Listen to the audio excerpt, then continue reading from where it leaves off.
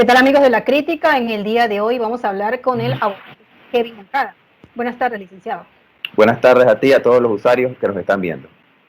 Licenciado, vamos a hablar un poquito acerca de este caso que ha estremecido a la audiencia de la joven, pues que está siendo señalada como principal sospechosa de haber asesinado a su madre. Hablemos un poquito de la situación de ella desde su punto de vista legal. Bueno, desde el punto de vista penal legal, porque este es un caso que se está tramitando en la jurisdicción penal, llama poderosamente la atención cómo se dieron los hechos. ¿Y cuáles son estos hechos que nos llaman poderosamente la atención, que pudiesen incidir al final en una sentencia de culpabilidad o de no culpabilidad? Porque muchos dirán, oye, si desmembró, si descuartizó a la mamá, ¿por qué este abogado está hablando de no culpabilidad? Entonces hay que analizar ciertos temas que quizás no son muy conocidos por la mayoría de la sociedad en este tipo de casos. La investigación apenas está comenzando, corresponderá al Ministerio Público realizarla. Se ¿Cuáles son habla estos hechos? Ajá, dígame. Sí, se habla de 6 meses para esas investigaciones, en este caso y en todos, ¿no? Pero después de que ya las pruebas son presentadas ante el juez, se le imputan los cargos, ¿qué pasa realmente en ese tiempo en el que se consideran los problemas que pudieron llevar a la asesina a cometer este homicidio? Ok, por eso le digo, dentro de estos 6 meses de investigación, que es el plazo legal que normalmente dan para este tipo de casos, caso de homicidio o femicidio, debe determinar el fiscal primero por cómo se dieron los hechos. No es normal, primero que todo, no es común que una hija que vive con su madre, presuntamente la descuartice. Y no solamente la pica y la guarda en cajetas, sino que el olor a putrefacto comienza a sentirse fuera del apartamento. Entonces muchos se preguntan si nosotros los vecinos, si ellos los vecinos están oliendo este olor a podrido, ¿cómo ella pudo haber estado 3 noches durmiendo con el cadáver descuartizado de su madre? Entonces, esta situación que no es normal debe ser analizada por el fiscal y tanto por el abogado de la defensa y en su momento por el tribunal. ¿En qué sentido? En derecho penal hay algo que se llama imputabilidad y algo que se llama inimputabilidad.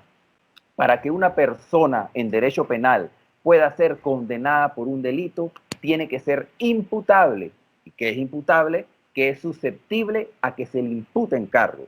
En este sentido, por el caso, la naturaleza sui generis, la naturaleza excepcional del caso, que no es común, aquí pudiese haber sospecha de que hay una especie de trastorno mental. Y entonces aquí pudiésemos hablar del término inimputabilidad. ¿Y qué es la inimputabilidad? Inimputabilidad es cuando la persona que comete el delito no logra comprender psicológicamente la ilicitud del delito.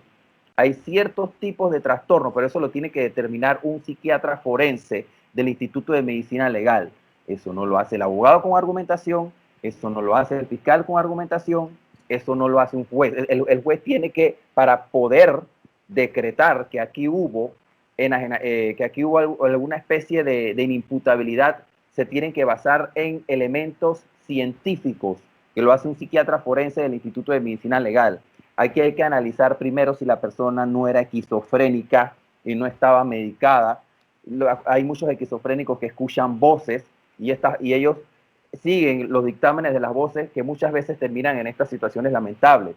Entonces, si es una persona con esquizofrenia que no comprendía por el trastorno psicológico grave que tenía y no comprendía lo que estaba haciendo, que eso es lo que parece, ojo, parece a prima facie, entonces la persona no es imputable. No puedes condenar a una persona por un hecho que la misma persona no pudo comprender la ilicitud de lo que estaba haciendo. Hay que ver si había depresión crónica, hay que ver si había trastornos de bipolaridad.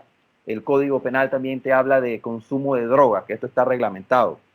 En ese sentido, la comprensión, para que entiendan a la luz de la materia penal, la comprensión es una función del funcionamiento adecuado del sistema nervioso que se traduce en una actividad normal del pensamiento, del ascenso-percepción, del estado de vigilancia y de la inteligencia. Es decir, si se trastoca esta comprensión, el libre albedrío del agente que realiza la acción se ve anulado. Y si se anula, la persona entonces sería inimputable. Y ya se han visto casos en Panamá, hace un par de años atrás, de una doctora que asesinó a su madre y al final la gente se dice, hey, pero ¿por qué la declararon no culpable? Porque se dio este mismo fenómeno que estoy explicando, la inimputabilidad. O sea que en esos meses se utilizarían para hacerle todo tipo de análisis y procedimientos para determinar no solamente si lo hizo o no lo hizo, sino también su estado mental en el momento en que lo hizo. Exactamente. Primero tienen que verificar si hay cámaras, si alguien más ingresó al apartamento, si hay algún otro sospechoso. Si se determina que no hay un otro sospechoso, no hay testigos que vieron entrar a otra persona en el apartamento donde se dio el homicidio, entonces el foco de la atención de la investigación se concentraría en la persona aprendida o imputada, si ya le imputaron cargos. Sin embargo, aquí es donde le toca al fiscal o a la defensa de ella, a ambas partes, pedirle al Instituto de Medicina Legal, o también puede contratarse un psiquiatra privado para practicar estas pruebas. Mientras más expertos en materia de salud mental participen de esto, mucho mejor, porque así se ilustra mejor al juez. Entonces, los psiquiatras van a hacerle exámenes a ella, determinar si ella padece algún tipo de trastorno y determinar, porque no es que si padece un trastorno ya es inimputable y sale libre, no, no. Esto es determinar si el trastorno que padece pudo haber anulado su psiquis de tal manera que no haya comprendido la ilicitud de lo que estaba haciendo. Eso también se le llama, en otros casos, enajenación mental. Hablando de manera hipotética, ¿verdad? Si usted fuera el abogado de la señalada, ¿cómo manejaría el caso como abogado y cómo lo manejaría si usted fuera fiscal? Bueno, si yo fuera el abogado de ella, buscaría lo que es justo con respecto al código. Si ella estuvo consciente de lo que hizo, el código para terminar el proceso de una manera más ágil, eficaz y rápida, te da unas vías para terminar el caso. Acepta lo que hiciste, se te da un porcentaje de rebaja de la pena por aceptarlo a través de un acuerdo de pena y el caso finaliza. No hay por qué seguir peleando cuando ella misma te está confesando que cometió el crimen. Sin embargo, si yo pido primero también al Instituto de Medicina Legal a que ella sea evaluada psicológicamente para determinar si es imputable o si es inimputable, y los resultados arrojan que ella es inimputable, me va a tocar pedir que la declaren no culpable y pedir al final su absolución, porque esto es un eximente de culpabilidad que no solamente lo contempla el Código Penal panameño, sino los códigos penales de la mayoría de todos los países. Esto también es doctrina internacional en materia de derecho penal y ha existido desde hace décadas en los códigos punitivos. Y si fuera fiscal, ¿cómo lo manejaría? Bueno, si fuera fiscal, lo que pasa es que si yo soy fiscal y hay un informe que me está diciendo que ella no estaba en sus cabales, ella estaba enajenada mentalmente, ella no pudo comprender la ilicitud de lo que estaba cometiendo, entonces yo como fiscal, ¿qué me toca? Me toca. De hecho, en el sistema penal acusatorio, después de los 6 meses de investigación, hay una fase intermedia donde el Ministerio Público tiene dos opciones: o retirar los cargos o pedir un sobreseimiento o acusar. Pero si yo tengo un informe que me está diciendo que ella fue inimputable, entonces yo como fiscal simplemente hago lo justo.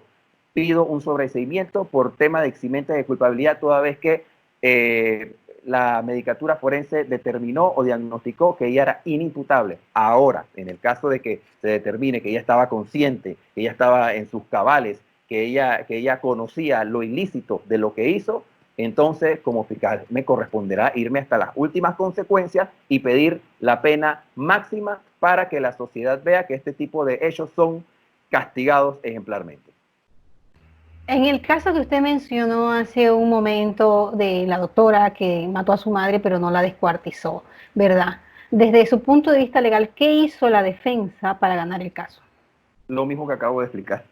Estudios o dictámenes de peritos expertos en la salud mental, principalmente en lo que se basan los jueces son peritajes del Instituto de Medicina Legal, psiquiatras forenses que la evalúen, eso son varias evaluaciones, no es de una sola vez, que hagan, la estudien su psiquis para determinar si estaba en sus cabales o no estaba en sus cabales.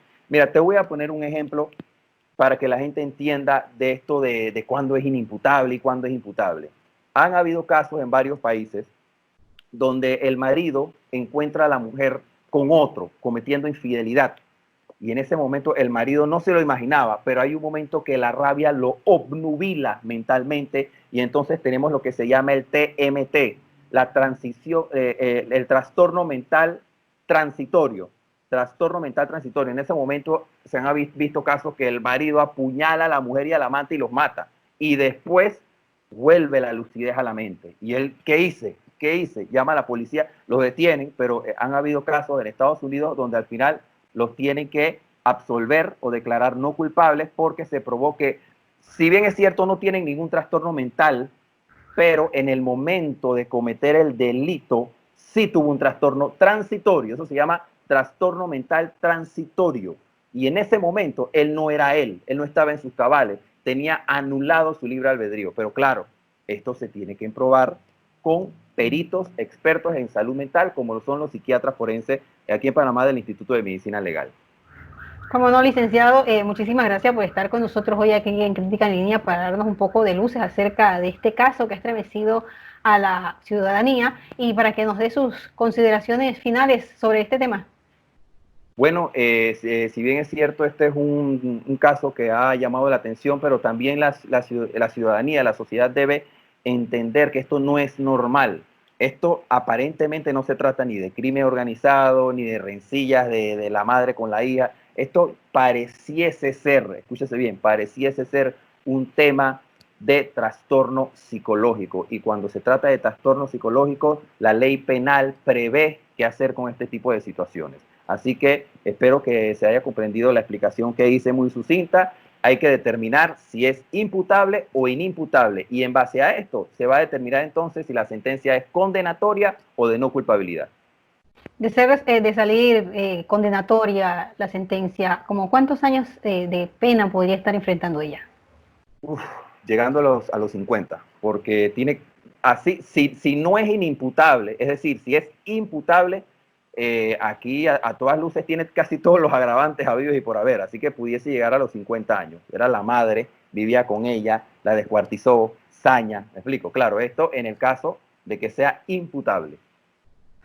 Como no, licenciada, muchísimas gracias por estar con nosotros aquí en Crítica en Línea. Gracias a ustedes.